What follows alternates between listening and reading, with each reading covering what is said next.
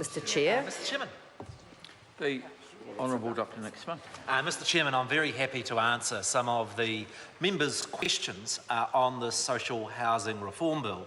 And I firstly want to respond to the honourable member from the Green Party in respect of the government's intent around social housing and her question whether this is ideologically driven. I'd draw her attention to very constructive discussions I have had with the Green Party Housing Minister from Tasmania.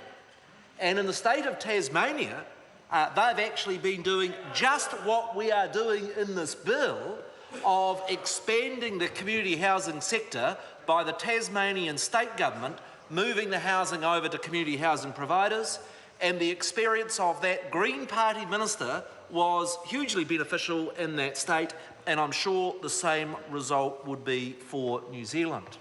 The second point I want to make is the question, well, who's going to buy these houses? The answer is registered community housing providers, of which there are about 30. Now, I don't claim to know the details in Auckland Central. I've got total confidence in the very effective Member of Parliament, Nikki Kay, there. But I can give a very local example in my own Nelson constituency. The Nelson Tasman Housing Trust is a very successful organisation. It recently has purchased 3 very run-down properties in Orchard Street in Stoke. The area has been referred to as the Bronx of Nelson. It desperately needs redevelopment.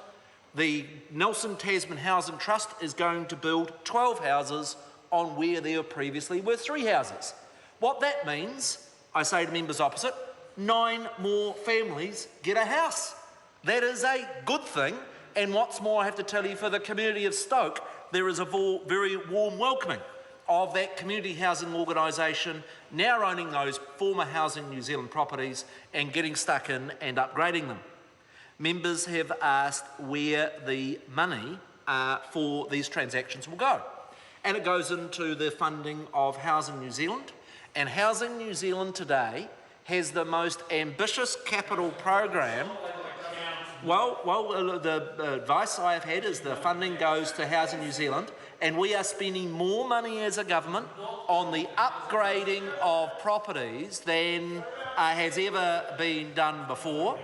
And where the broader program for the government is we actually think a mix of housing, rather than the sort of Labor ideology of having large blocks of state housing, we actually think communities work better with mixed housing. That's where we're heading with the redevelopment of Tamaki. That's what we're heading to in terms of other redevelopment projects and in Christchurch and other parts of New Zealand. The truth is here, Mr Chairman, the ideology is actually coming on the left side of the House.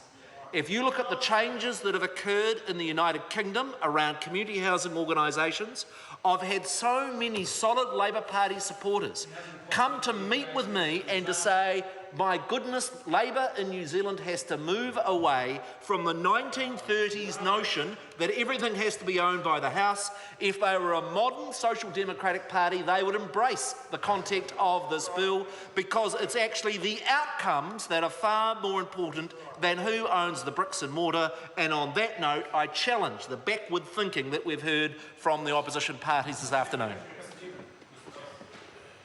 Reno Turkadney.